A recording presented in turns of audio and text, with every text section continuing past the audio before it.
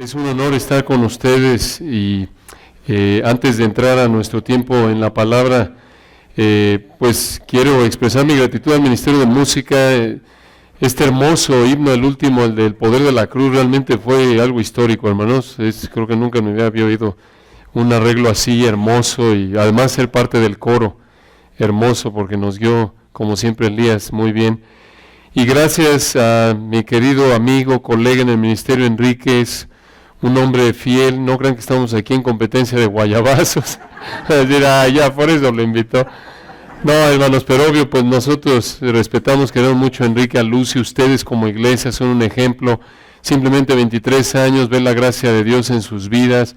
Enrique, después de décadas de ministerio, tener la humildad por la gracia de Dios de meterse al seminario a estudiar, y muchos hermanos han seguido su ejemplo, y hermanos como Marco Peralta, quien ustedes conocen, es uno de los ejemplos que me viene a la mente, que estando en la clase de Enrique a través de la palabra de Dios, este hermano, después de estar inmerso en el carismatismo, reconoció que estaba mal y fue a pedirle perdón a su iglesia y trajo a 14 de su iglesia al seminario. Y un hermano que también, como Enrique, tenía muchos años en el seminario y en el ministerio. Y pues son algunas de las cosas por las que agradecemos a Dios. Y cuando hablamos del seminario es inseparable de Remanente, porque Dios, pues como lo dijo su pastor, ¿no? De manera soberana ha colocado el seminario aquí. Es un honor estar en este púlpito. Tristemente, y ese púlpito, ese fue el de hace 13 años, cuando estuvimos aquí, esta fue nuestra iglesia. Y hoy en día, como ustedes saben, muchas congregaciones quitan el púlpito y ponen uno transparente, o quitan el púlpito porque ya no les importa predicar. Pero pensaba, qué ejemplo en esta congregación, no solo quitan el púlpito chiquito, pero ponen uno más grande, para que se vea que aquí la predicación es lo prioritario, porque pues ese es el medio primordial de honrar a Dios y de alimentar a la iglesia. Y también gracias a Mario Álvarez, a Israel, a Alfredo, por su ejemplo. Los he conocido hace años y me impacta. Estuve con Mario Álvarez en una clase este año prácticamente, y con Alfonso, que también es parte de su iglesia, y con Jorge, y le decía, Enrique, hombre, cómo Dios ha bendecido esta iglesia con hombres fieles y dotados, impactados por la piedad de estos hombres. Y de verdad, gracias a Dios, hermanos, a ustedes como iglesia. Siempre les decimos, Toño se los dice, el director del seminario, pero de veras, gracias por hospedar al seminario, gracias por su amor, su ejemplo. Les traigo saludos de los pastores de la Iglesia Cristiana de la Gracia, la iglesia también. De verdad son un ejemplo a seguir, 23 años, y en lugar de que se debilite como muchas congregaciones, esta iglesia es un bastión de la verdad. No solo aquí en este púlpito pensado ahorita aquí, Enrique, es un púlpito histórico, hermanos. De verdad, aquí ha predicado no solo todos los predicadores que Dios ha bendecido esta iglesia, comenzando con Enrique, obvio, pero John MacArthur, Evis Carballosa, Henry Tolopilo. De verdad, hermanos, ¿cuántas iglesias quisieran tener este privilegio? Y muchos otros hermanos, y uno que otro anónimo como nosotros, pero está bien. Pero no importa, eso se queda en familia, eso es bueno.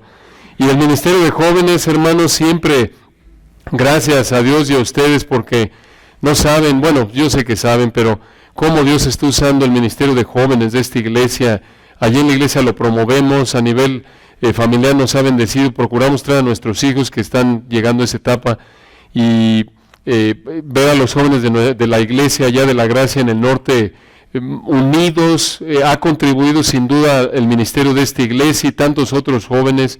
De hecho, Toño Ortega bromea con ellos, les ha dicho ya desde el púlpito, uno de nuestros pastores, ya lo conocen a Toñito, les dice a los jóvenes, a los solteros, que si están buscando esposa, vengan a las conferencias de Remanente, o esposo. Dirá alguno de ustedes, estos carnales de la Iglesia de la Gracia. No, pero obvio, esa no es la prioridad. Pero oye, si vas a encontrar un hombre y una mujer de Dios, pues no la vas a encontrar en un antro, ¿verdad? Obvio, la vas a encontrar en un lugar donde se enseña la palabra de Dios. Entonces esa es la intención, hermanos. No crean que andamos ahí en ministerio alcahuetero de la gracia. No es así. Pero bueno, gracias a Dios por eso, hermanos. Esta mañana vamos a hablar de un tema que quizás se puede oír elemental inicialmente, pero es un tema que nos recuerda la prioridad desde el punto de vista humano por la que Dios nos ha dejado en la tierra. Y ese tema es el vivir para evangelizar. ¿Cómo evangelizas a alguien a quien ya le has presentado el evangelio y lo rechaza? ¿Algún cónyuge? Esto es tu cónyuge quizás inconverso, tu esposo, tu esposa, tu vecino. Sin duda todos en un punto u otro de nuestra vida cristiana hemos estado en esta situación. Quizás le has presentado el evangelio a tu hijo, a tu sobrino, a tu papá, a tu mamá, a un tío, amigo, compañero de trabajo. Le has predicado, lo rechaza, lo sigue rechazando. ¿Qué más haces? Primera de Pedro 3, versículos 1 al 7 nos da la respuesta. Vamos a abrir nuestras Biblias en este gran texto.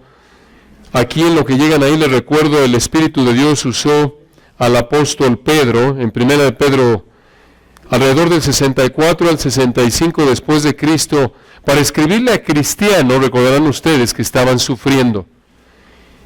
Y llega aquí a una porción de la epístola para hablar de manera directa a esposas cristianas con maridos inconversos y también, por el contexto, a maridos cristianos con esposas inconversas.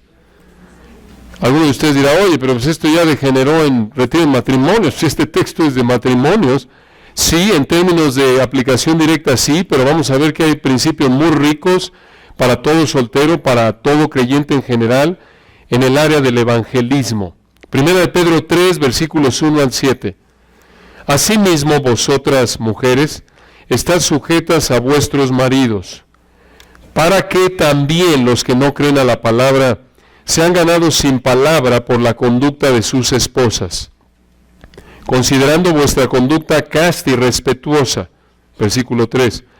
Vuestro atavío no sea el externo de peinados ostentosos, de adornos de oro, de vestidos lujosos, sino el interno, el del corazón, en el incorruptible ornato de un espíritu afable y apacible, que es de grande estima delante de Dios.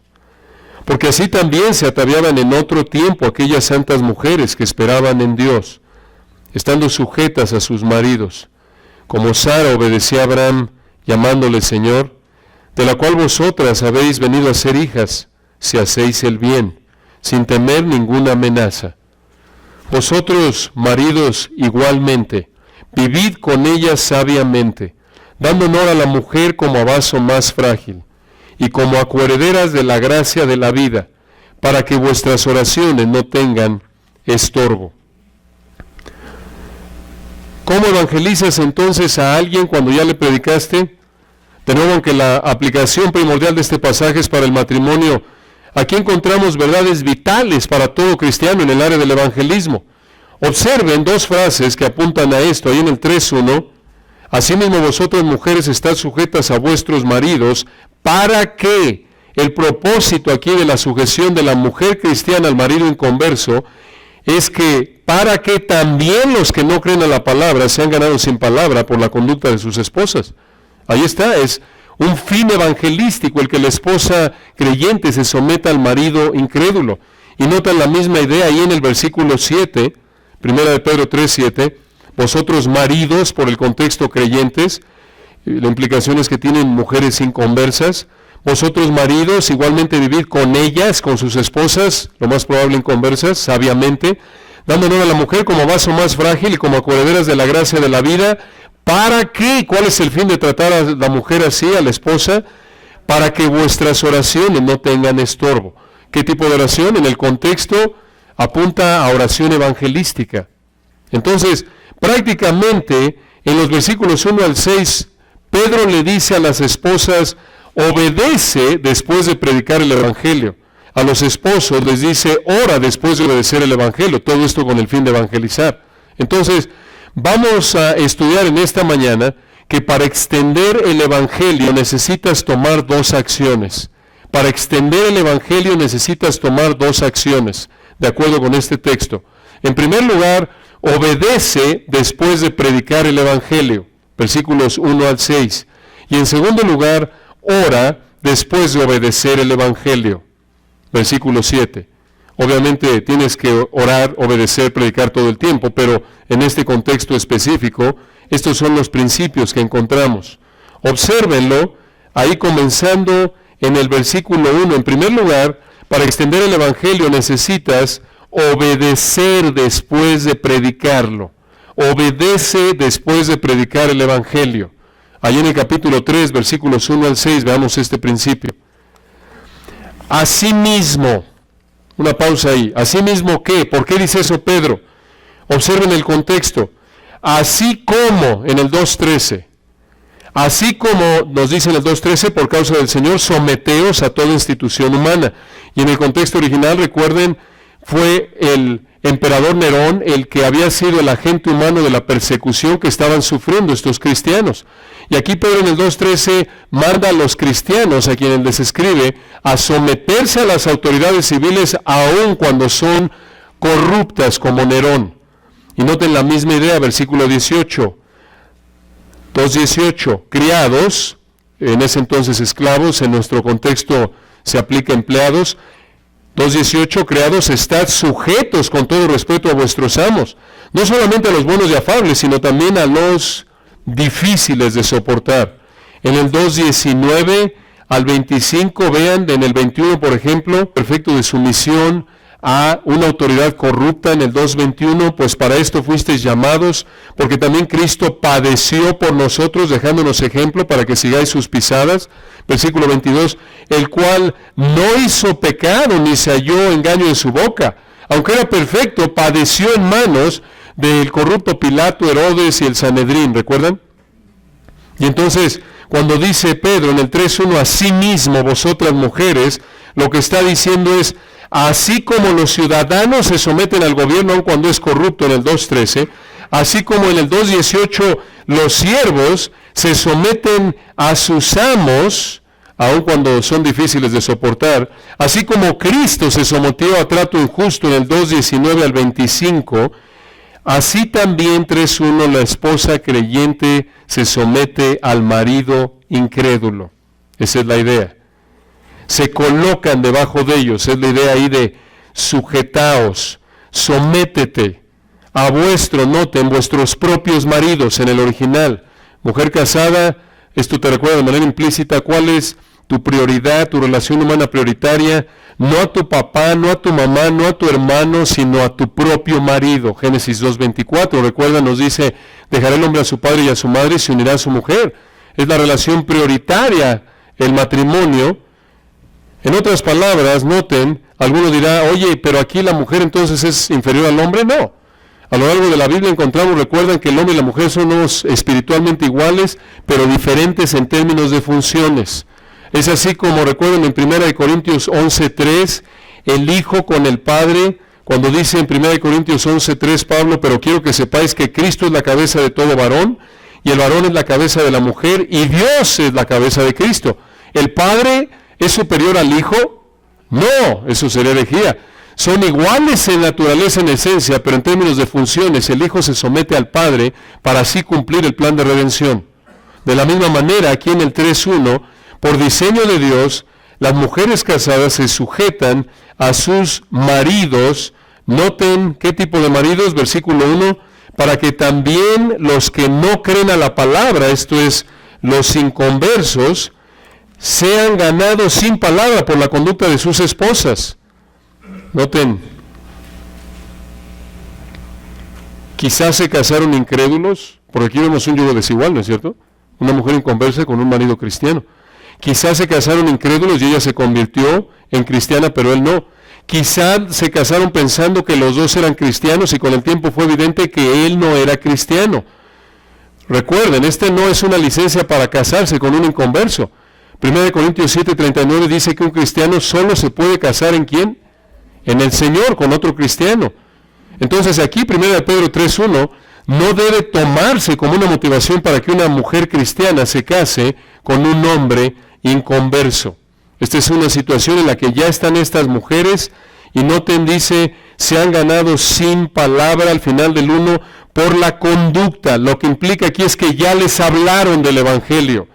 Nada de que como algunos dicen, no hables, solo vive. No tienes que hablar. Romanos 10:17, la fe es por el oír y el oír por la palabra de Dios. La implicación es que ya le predicó el Evangelio a la esposa y él no quiere creer. Como cuando le predicas el Evangelio a alguien y rechaza, continúa. La idea aquí en el 1 es que la esposa, escuchen, ya le predicó el Evangelio y deja de hablar y vive el Evangelio. Esta es la idea. Y este es el principio, hermanos, se aplica a todo cristiano, como lo vemos a lo largo del Nuevo Testamento.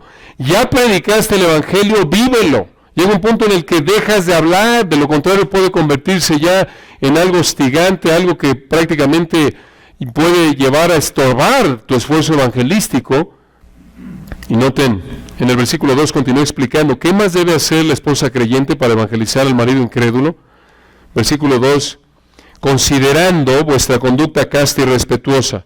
En el griego dice, mucha atención, muy importante esto, hermanos, conforme ellos, los maridos inconversos del versículo 1, conforme ellos observan la conducta pura de ustedes en temor. ¿En temor de quién? De Dios. ¿Cómo lo sabemos? Porque el temor en Pedro, en primera de Pedro, siempre es dirigido a Dios. Lo vemos en el capítulo 2, versículo 17, por ejemplo. En otras palabras, aquí hay un principio vital. Escuchen esto. La conducta santa de las esposas es el resultado de su relación de obediencia con Dios. Y esto se aplica a todo creyente. Si tienes problemas de sujeción en tu matrimonio, si tienes problemas con otras personas por tu orgullo, el problema no es a nivel superficial porque tienes ahí un problema de conducta. Tu problema de raíz es que tu relación con el Señor está mal. Porque si estás bien con el Señor, se va a manifestar en el resto de tus relaciones. Es un problema espiritual la falta de sumisión, como lo es cuando un marido no ama a su mujer, o cuando un hijo no se somete a sus padres, o cuando pensamos primero en nosotros antes que en otros. El problema de raíz es que algo anda mal en nuestra relación con Dios. Y esto lo confirma, recuerden, Efesios 5, 18 al 33, para que pueda una mujer someterse a su marido, un marido amar a su mujer, así como Cristo amó a la iglesia, para que haya hijos obedientes a sus padres, padres que no provocan ira a sus hijos, para que no haya, lo vemos hasta el 6:10 prácticamente, para que haya jefes considerados, jefes cristianos considerados con sus empleados que se someten a sus jefes. Todo ese contexto de Efesios, recuerdan, todo fluye de ser lleno de ¿quién? En Efesios 5:18, del Espíritu, lo cual es sinónimo de que la palabra de Cristo mora en abundancia en ti. Entonces, cuando tienes problemas en tu trato, con tu orgullo hacia otras personas en la familia, en el trabajo, el problema de raíz es que no estás siendo controlado por el Espíritu. Es otra manera de decir, no estás siendo controlado por la palabra. Esa es la idea aquí. Ahora, en el contexto original de este pasaje, era vital que la esposa se sometiera a su marido, pero escuchen esto, de manera implícita, mucha atención aquí, si la esposa se somete al marido como resultado de someterse a Dios, de manera implícita, la esposa se somete al marido de manera limitada. ¿Qué quiere decir? Si el marido, aquí en el contexto, un incrédulo, le pide algo que viole la relación de la esposa con Dios, ella no debe someterse a él. Recuerden, esa es la única excepción en la sumisión en cualquier relación. Ahora, en el contexto original de este texto, esto es vital porque en el mundo grecorromano en el que vivían los creyentes a los que Pedro escribe, se esperaba que las esposas adoptaran la religión de su marido. Entonces, esto es revolucionario, que coloquen a Dios antes que al marido. Ahora observen, él continúa hablando de dónde está el énfasis, cuál es el arma evangelística para una mujer, para evangelizar a su marido inconverso, en dónde se encuentra nuestro armamento, cuáles son nuestros recursos cuando ya evangelizaste a alguien y persiste en rechazar el evangelio. En el versículo 3 en esencia nos dice, no por medios carnales externos, sino por medios internos, por actitudes internas, actitudes de obediencia. Esto es lo que dice Pedro, observen el versículo 3. Vuestro atavío, en el griego se refiere a su adorno, a su arreglo. Su arreglo no sea, es un imperativo aquí, no sea el externo, y nos da 3 ejemplos del arreglo externo. De peinados ostentosos, versículo 3, de adornos de oro, o de vestidos lujosos. ¿Qué está diciendo aquí Pedro? que las mujeres no se vistan de manera ostentosa y o seductora. Que no se vistan de manera ostentosa y o seductora. Algunos de ustedes dirán, bueno, pues ahí está la hermana muy piadosa, nadie se le acerca porque es tan espiritual. ¿Por qué? Porque la pobre no la puedes oler a 1 metro de distancia porque no se ha bañado, es muy espiritual ella. No, esa no es la idea aquí, hermanos.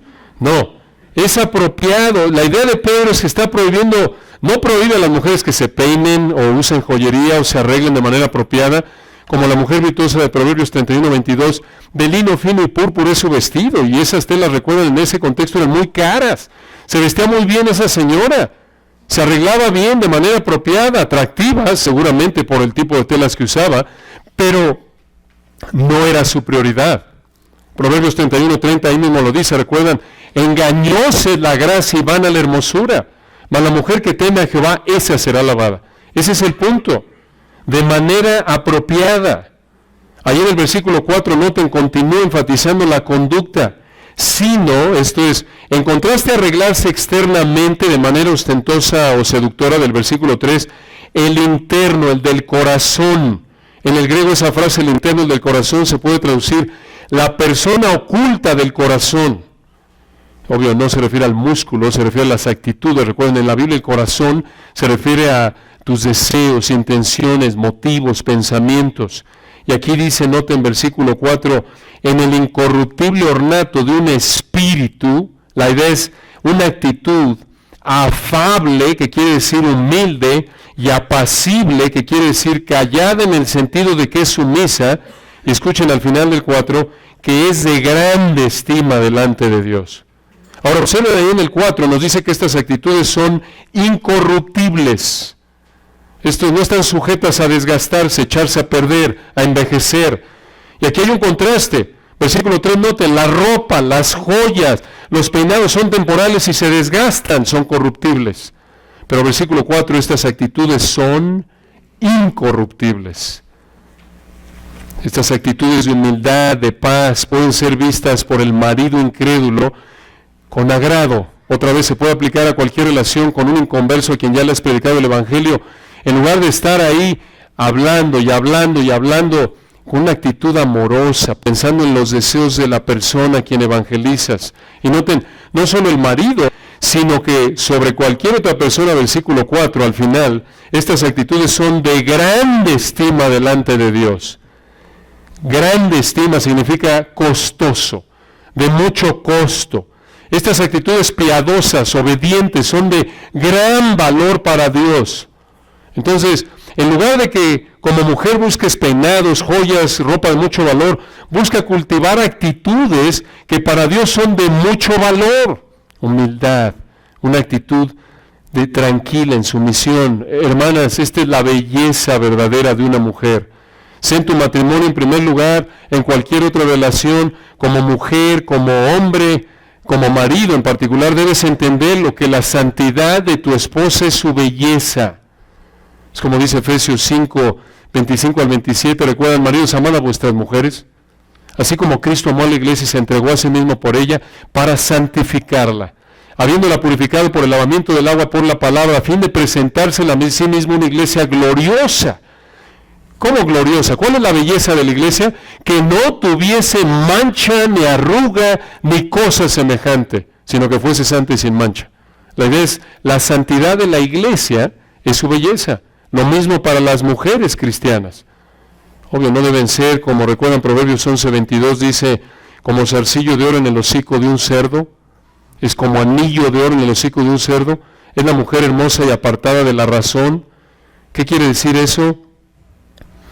Por muy hermosa que sea una alhaja en el hocico de un cerdo se ve mal. ¿Por qué? Porque está fuera de lugar la alhaja, es un desperdicio colocárselo a un cerdo.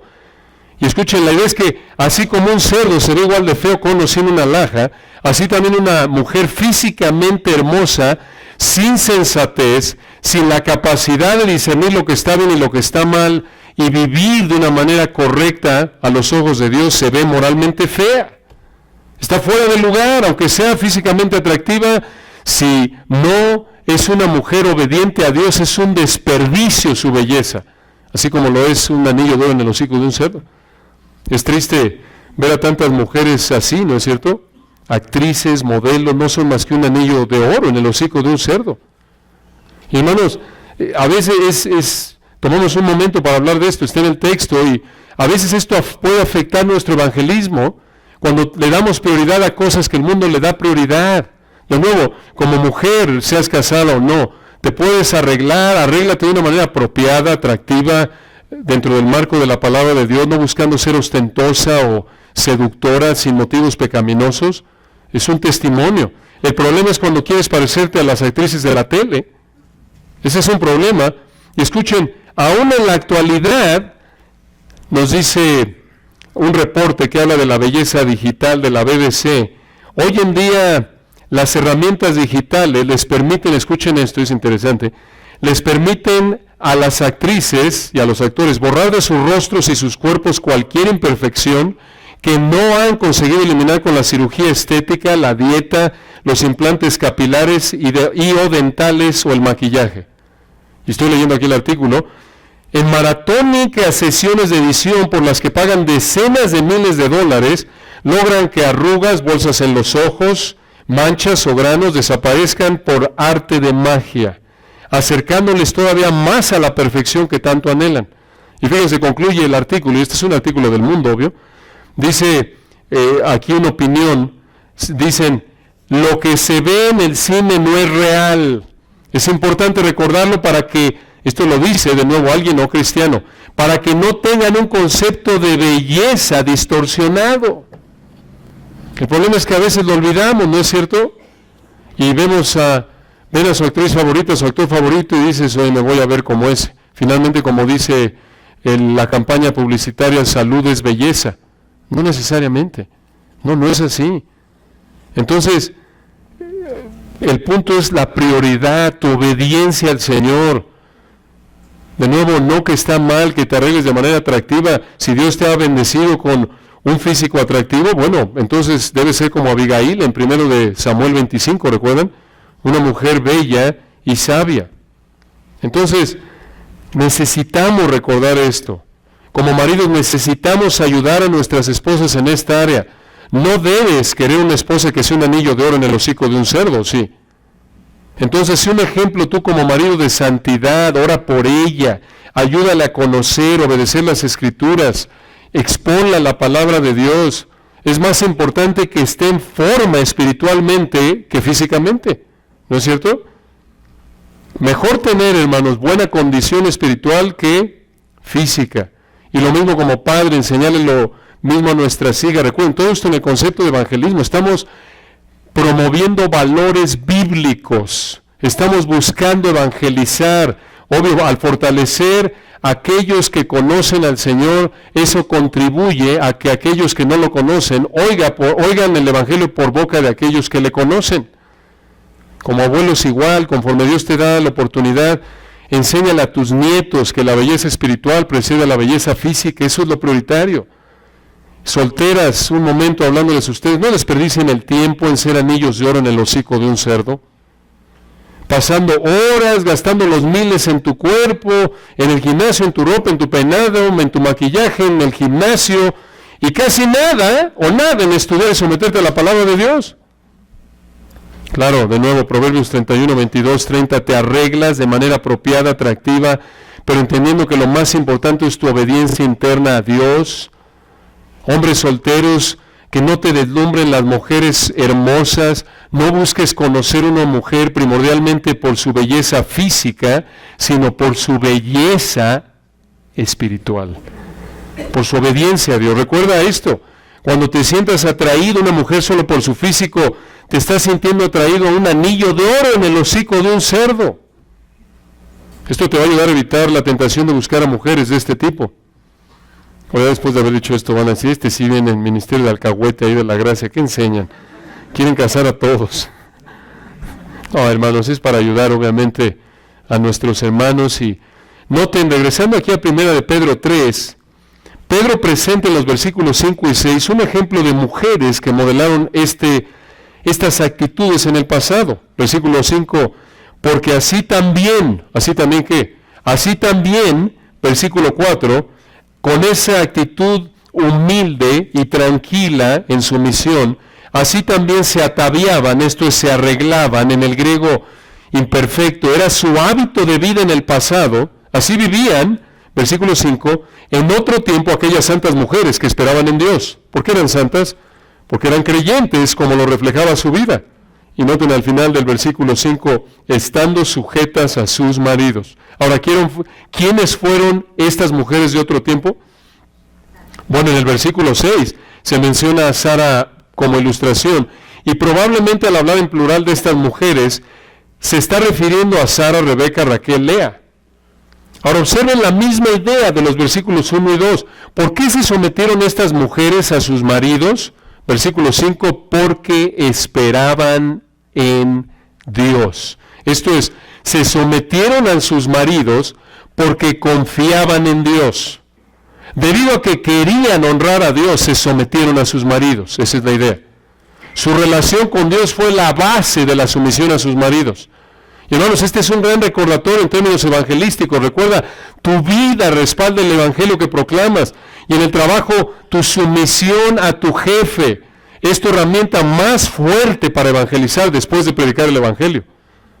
Y de nuevo, tu sumisión, hacer lo que te pida, lo vas a hacer en la medida en la que tu relación con el Señor esté fuerte. Esta es la idea. Primero tienes que cultivar tu relación con el Señor. Tienes que estar lleno de la palabra, en obediencia al Señor. Y nota en versículo 6 nos hace aún más específico el ejemplo. Como Sara obedecía a Abraham, y noten la palabra obedecía aquí, define en el contexto versículo 1 lo que es la sumisión. La sumisión es que hagas lo que te pide tu marido, como Sara obedecía a Abraham, llamándole Señor. Esto lo vemos en Génesis 18:12. Aunque ahí Sara está expresando, recuerden, incredulidad en un comentario indirecto acerca de Abraham, cuando le oye que va a tener un hijo, y dice, allá en Génesis 18:12, ella no lo cree, y recuerda lo que dice, ni siquiera está dirigiéndose a Abraham, no le está diciendo, mi Señor quiere algo de comer, no, le dice Génesis 18:12, después de que oyó que Dios dijo que iba a tener a Isaac, ¿recuerdan? En Génesis 18:12 dice, se rió pues Sara entre sí, esto lo está pensando, diciendo, después que he envejecido tendré deleite siendo también mi Señor ya viejo. ¿Por qué es importante esto? Porque esto muestra que el respeto de Sara hacia su marido era parte integral de su vida. Esa es la idea. Y noten, Sara manifestó su obediencia a Dios, como lo dice el resto del versículo 6, noten, diciendo, de la cual vosotras habéis venido a ser hijas. ¿Qué quiere decir esto? Por ser estas mujeres, si eres fiel al Señor como Sara, eres una creyente como ella, en ese sentido eres hija de ella. Y noten lo que dice al final del 6, si hacéis el bien sin temer ninguna amenaza. Entonces, la implicación aquí es que las esposas creyentes pueden enfrentar, y cualquier persona, obviamente en una relación de autoridad y sumisión, pero en particular estas esposas creyentes, recuerdan, sus maridos eran inconversos, eran unos paganos, podían estar en una situación en la que, por ser ellas fieles a Dios, iban a hacer lo que agradaba a Dios, pero no a sus maridos, y en casos así tenían que esperar en Dios, sabiendo que Él está en control, y que Él iba a recompensarlas en el futuro. Estas mujeres son un ejemplo para todo creyente. De nuevo, esto no se refiere a que se someten a sus maridos aun si ellos les piden pecar o las quieren golpear. No, si pueden evitar la persecución, incluyendo la violencia, lo pueden hacer, creemos. Como el Señor, recuerdan, lo mandó en Mateo 10:23, cuando los persigan de una ciudad, huyan a la otra. Pablo igual en Hechos capítulos 13 y 14, en 2 de Tesalonicenses 3, 1 y 2, pidió oración porque el Señor lo guardara de hombres hostiles al Evangelio.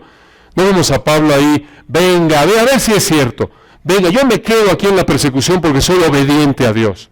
No, si lo podía evitar se iba. Entonces, como estas mujeres, noten, ya habían predicado el Evangelio a sus maridos y ahora Pedro los manda a que lo vivan de la misma manera. Para extender el Evangelio, necesitas obedecer el Evangelio después de predicarlo. ¿Cómo evangelizas a alguien a quien ya le predicaste el Evangelio y lo rechaza? Vívelo. Vívelo por la gracia de Dios. Concéntrate en cultivar tu relación con el Señor mediante el estudio de la palabra, mediante disciplinarte al estudiar, someterte a la palabra, darle la espalda a la tentación, estar involucrado en la iglesia, exponiéndote a la palabra, sirviendo. Todos estos son medios que Dios usa para fortalecer tu vida espiritual, para que así entonces tu vida esté fuerte para respaldar el mensaje que estás predicando. Entonces, para extender el Evangelio, necesitas obedecerlo después de predicarlo. Y noten la segunda acción que debes tomar para extender el Evangelio, de acuerdo con 1 de Pedro 3:7, ora después de obedecer el Evangelio. Ya lo predicaste, lo vives, y ahora oras por la salvación de aquellos a quienes les predicas. Ora después de obedecer el Evangelio. Y llegamos al versículo 7, y Pedro aquí les habla a los maridos. Ahora, piensen en esto, ¿por qué 6 versículos para las esposas y 1 para los maridos? Bueno, ustedes saben, hermanas, no decimos nada. No es cierto. Las mujeres tardan más en expresar sus ideas, en oír. No es cierto, no, esa no es la razón. Es decir, no solo alcahuetes en esa iglesia, sino malinchistas, machistas. No. Realmente el texto no lo dice. ¿Por qué 6 versículos para hablar para las esposas y 1 a los maridos? Por el contexto del capítulo 2:3 en adelante, parece que es porque Pedro no se concentra en las autoridades, sino en los que están bajo sumisión a una autoridad que les trae sufrimiento a su vida. Parece que esa es la razón. Entonces, parece que el Espíritu de Dios guía aquí a Pedro para dar más instrucciones más específicas a las esposas, que por tener la responsabilidad dada por Dios de someterse a sus maridos inconversos, recuerden, en ese contexto unos paganos idólatras, que será el caso con cualquier marido inconverso, estarían en una posición más vulnerable por someterse a ellos. Entonces, probablemente es por eso. Pero vean, ahora sí, chiquitos, agárrense. Vengan los maridos. Fíjense nada más, hermanas, pero esto es para todos, Versículo 7. Vosotros, maridos, igualmente. Una pausa ahí.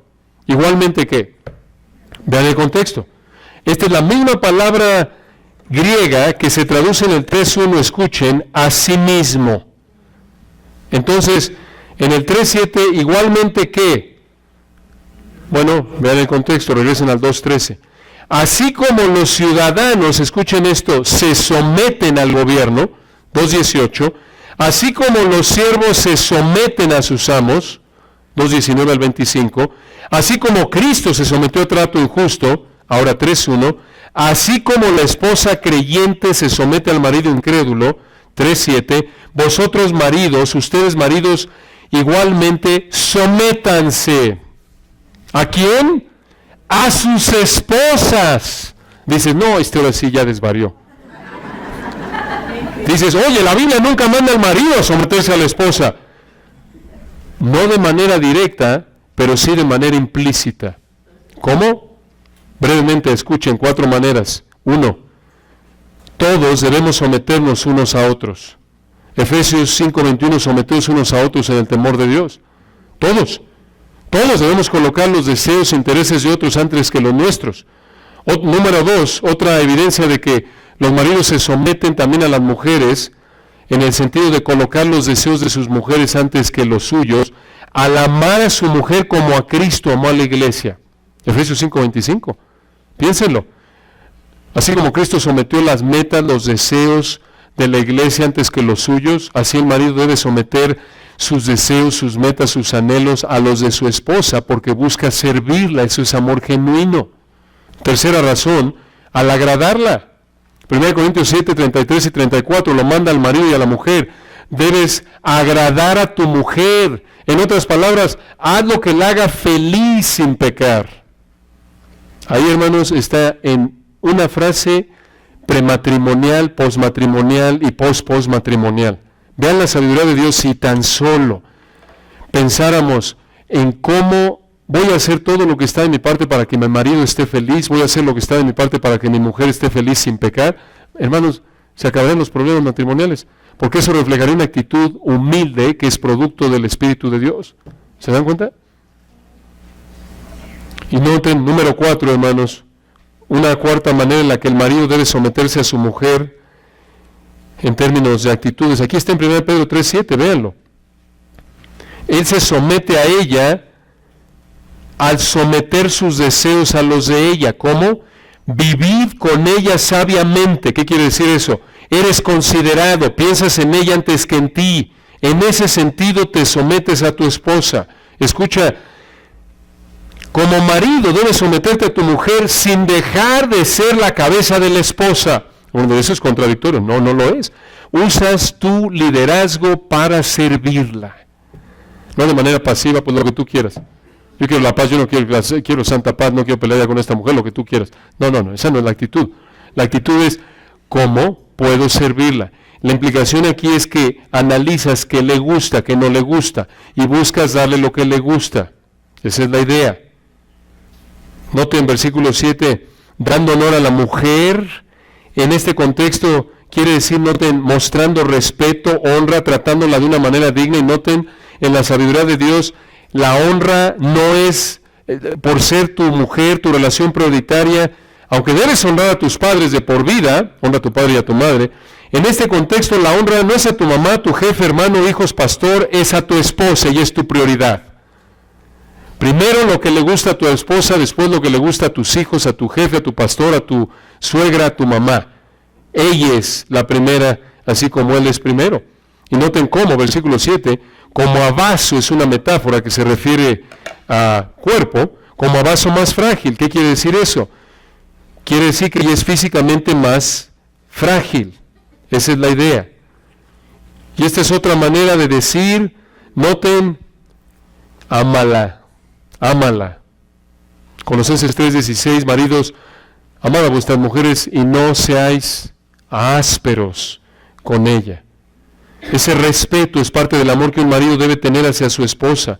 Por contexto, claro, en el capítulo 2 de manera implícita, esto puede incluir evitar la violencia física. Y claro que el respeto, el amor que el Espíritu de Dios manda aquí, obviamente excluye cualquier falta de respeto. Nuestra tendencia, obvio, como maridos es no ser orgullosos y pensamos, bueno, la pobre mujer se tiene que someter, pero el marido también tiene que amar, y lo que hace difícil cumplir estas dos funciones es nuestro orgullo, ¿no es cierto? Porque la mujer quiere hacer lo que quiere, no quiere hacer lo que dice el marido, no se somete, ahí está la lucha, aún como cristiana, y el marido, en lugar de amarla, en lugar de pensar primero en lo que es mejor para ella, a expensas de él, nuestra tendencia es, yo soy la cabeza. Soy muy espiritual y muy bíblico, ¿no es cierto? Pero realmente muchas veces es una expresión de orgullo de nuestra parte, ¿no es cierto, maridos? Porque es muy fácil sacar, ya cuando se nos acaban los argumentos y demás, pues te callas porque yo soy la cabeza. Pero vean, hermanos, muchas veces es una expresión de orgullo, despreciable a Dios, como lo es todo el orgullo, porque nuestra tendencia es ser, la tendencia del ser humano en general es cuando está en una posición de autoridad, usar la autoridad para beneficio personal, ¿no es cierto? En el gobierno civil, a nivel político. En una empresa, en la familia igual. Esa es nuestra tendencia como maridos, tenemos que reconocerlo. Y aún como padres, ¿por qué haces eso? Porque soy tu papá y te callas. Bueno, a veces hay que hacer eso, obvio, sin pecar, no entendemos. A veces los hijos llegan a un punto en el que, bueno, ya se acabaron las explicaciones y creemos que es apropiado. Pero muchas veces es una expresión de orgullo. Y esa es la lucha, ¿no es cierto? La tendencia. Ahora, para las solteras que están pensando casarse, ¿cómo te preparas para el matrimonio, volver a contraer segundas nupcias si estás en esa posición? Cultiva esto, seas soltero o no, cultiva sumisión a tus autoridades. Todos estamos bajo una autoridad, a tus pastores en la iglesia, en el hogar en el que vivas, sumisión, tu jefe al trabajo, porque toda la vida te vas a someter a alguien, y si te casas, ¿a quién te vas a someter en primer lugar? A tu esposo. Y lo mismo con hombres solteros, algunas sugerencias prácticas para prepararte. Trata con respeto a las mujeres. No juegues con sus sentimientos como hombre. Cumple lo que dices, sé un caballero. Esta es otra manera bíblica de decirse un caballero con tu esposa. Y hermanos, otra vez, esto es con miras a evangelizar, recuerden el contexto. Sé un caballero en términos bíblicos. Respeta la pureza sexual. de esa mujer. Sírvela con prudencia. Ya pensando en casarte, busca otra vez sugerencias prácticas. Esto está en 1 Contreras 2:2. Este es un libro apócrifo, así que cuidado, hermanos. Pero una implicación práctica de esto es, si la vas a tratar con respeto, obvio, la tomas en serio, y si estás ya en una posición en la que ya te puedes casar, obvio, si tienes 13 años, pues quizás es un poco prematuro, bastante prematuro, pero aún así, el empezar a enseñar a cultivar estas actitudes, honran a Dios, estén casados o no, y los pueden preparar mejor por la gracia de Dios para cuando se casen, ¿no es cierto? Entonces, ya estás pensando en casarte, un trabajo, estabilidad, no tienes ya 40 años y todavía no sabes qué vas a hacer con tu vida, todavía estás pensando, estás debatiendo entre ser astronauta o vivir en la luna. No, probablemente, y dudas por qué ninguna mujer se quiere casar contigo. Bueno, ahí está parte de la razón, ¿verdad? Tienes que regresar de la luna a la tierra y someterte a Dios. Y escuchen, hermanos, leemos el versículo 6, donde Abraham llamaba a su esposa, donde Sara se refiere a su esposa como Señor, mostrando respeto. Como cristiana debes tener esa actitud que refleja lo que Sara decía de Abraham, mi Señor. La actitud es el fondo. No que le tienes que decir Señor. No, el punto es la actitud, ese es el énfasis del pasaje. Pero escuchen, hermanos, observen lo que Pedro dice aquí en el 7. Vosotros, maridos, igualmente vivid con ella sabiamente, dando honor como a vaso más frágil. Así como la esposa cristiana debe reflejar una actitud de respeto, amor a su marido. En este contexto, en ese entonces le llamaba Señor. Esposo cristiano, debes tener la actitud que refleje el decirle mi reina, por así decirlo, con respeto, dando honor. No que, ya está hablando esta mujer, yo estoy hasta acá. Otra vez lo mismo. No, una actitud de respeto que nos cuesta, obvio, lo opuesto, tenemos que hacer lo opuesto de esto. Esto es para fines evangelísticos.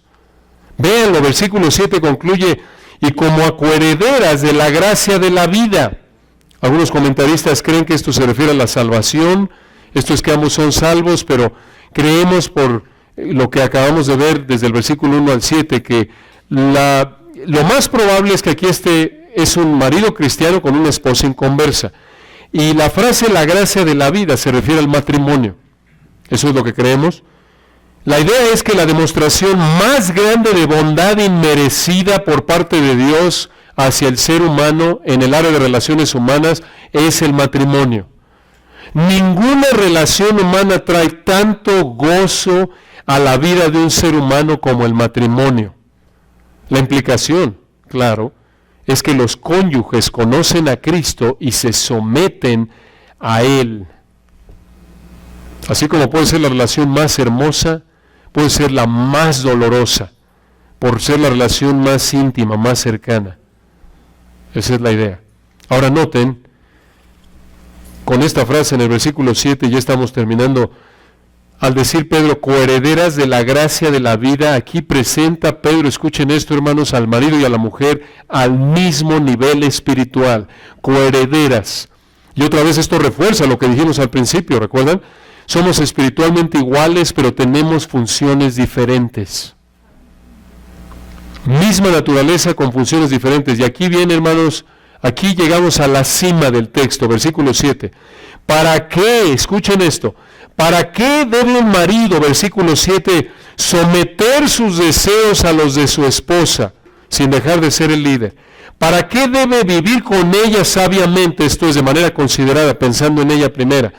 ¿Para qué debe el marido darle honor a ella como vaso más frágil? ¿Para qué respetarla?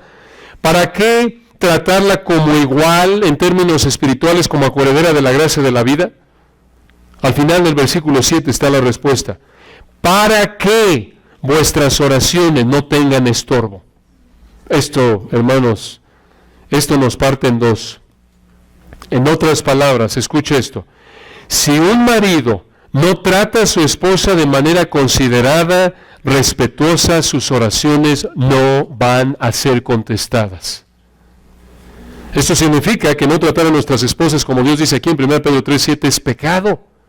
Vean el contraste ahí en el versículo 12, 1 Pedro 3:12. Noten cómo Dios responde la oración de creyentes obedientes. 1 Pedro 3:12. Porque los ojos del Señor están sobre los justos. Estos son los creyentes, declarados justos en Cristo. Sus ojos, quiere decir, está atento, y sus oídos atentos a sus oraciones. Pero el rostro del Señor está contra aquellos que hacen el mal. Y aquí en el versículo 7 nos dice para que vuestras oraciones no tengan estorbo. Entonces, de acuerdo con el versículo 7, en términos del versículo 12, el marido que hace mal es el que no trata a su esposa con consideración, con respeto, y por lo tanto está en pecado y Dios no responde su oración. Noten, hermanos, qué confrontación a nuestro orgullo como marido, ¿no es cierto? El marido, escuchen, que usa su autoridad en el matrimonio de manera pecaminosa, a la luz del versículo 7, cuando un marido es desconsiderado, irrespetuoso, autoritario, orgulloso, egoísta, es alguien que desagrada a Dios. De nuevo, observen al final del 7, ¿para qué? Así como el propósito de la sumisión de la esposa creyente es ganar a su marido incrédulo para Cristo, en los versículos 1 y 2, así como el propósito de que como cristiano, después de predicar, vivas el Evangelio, así como ese propósito es contribuir a extender el Evangelio, así también versículo 7, el propósito de que el marido viva sabiamente con su esposa incrédula, es que Dios escuche sus oraciones por la salvación de su esposa. En otras palabras, una vez que predicaste, esto es en general, siempre estás viviendo, siempre estás orando, pero siguiendo la secuencia de este texto, ya le predicaste el Evangelio a alguien, ahora lo vives y oras porque Dios tenga misericordia de ellos. Pero noten, todo fluye de una vida de obediencia. ¿Se dan cuenta? Y escuchen, hermanos, algunos maridos, algunos cristianos en general, les están luchando con problemas de dinero, le piden a Dios trabajo y no llega, problemas de salud, personas inconversas, vecinos, compañeros de trabajo, el mismo cónyuge, oran y Dios no responde sus oraciones. A la luz del versículo 7, una causa puede ser que estás viviendo en pecado. Y de manera, en una aplicación directa, quizás tú como marido te falta dinero, te falta salud, no ves venir a los pies de Cristo a tu esposa o a tu ser querido o a tus hijos, porque no tratas a tu esposa de manera considerada y respetuosa. Y por eso tus oraciones son estorbadas. Esto es serio, hermanos. Quizás Dios no te responde porque estás viviendo en pecado. Esa es una razón posible, a la luz de este texto. Entonces noten de nuevo la prioridad de vivir una vida santa con el propósito de que el incrédulo crea el Evangelio. ¿Se dan cuenta, hermanos? Qué importante esto. Podemos, otra vez, a la luz de este principio del versículo 7, puedes orar y predicar y hacer todo tipo de actitud, de acciones ministeriales, estar alabando a Dios, estar involucrado en el ministerio de servicio, lo que sea, tiendita, lo que sea. Y puedes verte muy espiritual externamente, pero si estás albergando pecado en tu vida, no solo es hipocresía, sino que Dios no va a responder tus oraciones y tus actos de adoración externa a Dios, tus actos de servicio a Dios, sea predicar, orar, lo que sea, son abominables a Dios. ¿Se dan cuenta? Esto va en contra, lo vemos a lo largo de la Biblia, esto ustedes lo saben, esto va en contra de la idea de que, bueno, yo mantengo aquí mi pecadito, aquí cerca, este pecadito no me lo toques, Dios, pero lo voy a compensar para que Dios no se me enoje, me voy a meter a servir fielmente al Señor, voy a meterme en un ministerio, y muchos tristemente llegan a meterse en el ministerio como para tratar de compensar su pecado, sea predicar, sea servir, de cualquier manera en la iglesia, lo hacen para, por un lado, tranquilizar su conciencia, para que dice, bueno, estoy en pecado, pero bueno, Señor, tú sabes, yo te sirvo, así como que dando y dando, ¿no? Yo te doy, Dios, y tú me dejas mantener mi pecado aquí. 1 Pedro 3:7, no, Señor, no. Como oraba hace un momento el pastor Enrique, en espíritu y en verdad. ¿Qué quiere decir espíritu? Con la actitud correcta. Recuerden, Dios quiere obediencia no solo externa, sino interna. Lo estamos viendo en este texto. No una vida farisaica que por fuera se ve muy bien y por dentro está acariciando todo tipo de pecado, sino estar cultivando la santidad desde adentro, Una vida privada íntegra de obediencia, no una vida pública de obediencia y en privado un perverso o aferrándote a algún pecado. Este es el principio más amplio de 1 Pedro 3:7. Noten, la Biblia va en contra de la frase coloquial que tenemos, farol de la calle, oscuridad de su casa. Eso no funciona. No. Eres farol de la calle y de tu casa en primer lugar, de tu vida en primer lugar, de tu vida privada, íntima, interna.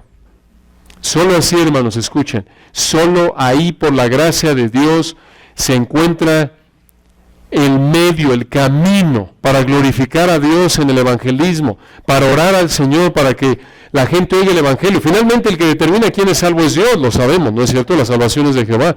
Pero desde el punto de vista humano, de nuestra responsabilidad, tenemos que hacer lo que está de nuestra parte, y aquí está, vivir vidas santas desde lo más profundo de nuestro ser, desde versículo 4, desde el corazón, desde actitudes internas hasta las relaciones más íntimas en nuestra vida, versículo 7, como tratar a nuestras esposas con respeto, o como hijo ser obediente a tus padres, etc. Entonces, para extender el evangelio necesitas, en primer lugar, obedecerlo después de predicarlo, versículos 1 al 6, y en segundo lugar, orar después de obedecerlo, versículo 7.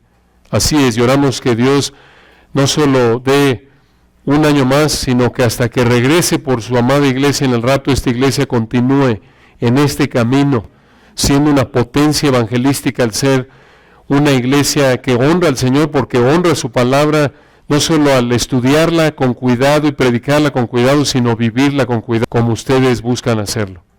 Oremos. Padre, gracias por el privilegio que nos diste de abrir tu palabra en esta mañana. Gracias por esta amada iglesia, por sus líderes, por su ejemplo, su impacto, Padre, a lo largo ya de 23 años. Oramos, Padre, porque en tu gracia a todos, Señor, nos ayudes a examinar nuestra vida de manera humilde. Reconocemos que quedamos muy cortos de estas verdades, pero oramos, Padre, que nos esforcemos porque sigamos en este camino, disciplinándonos para la piedad.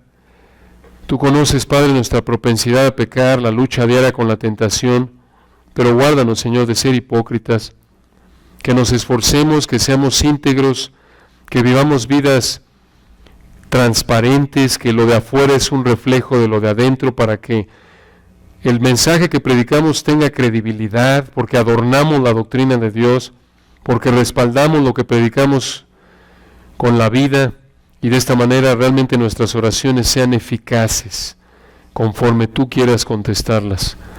Gracias, Señor, por esa promesa tan alentadora de que la oración eficaz del justo puede mucho. Que así sea, Padre, con fines evangelísticos, para la gloria de Cristo. Amén.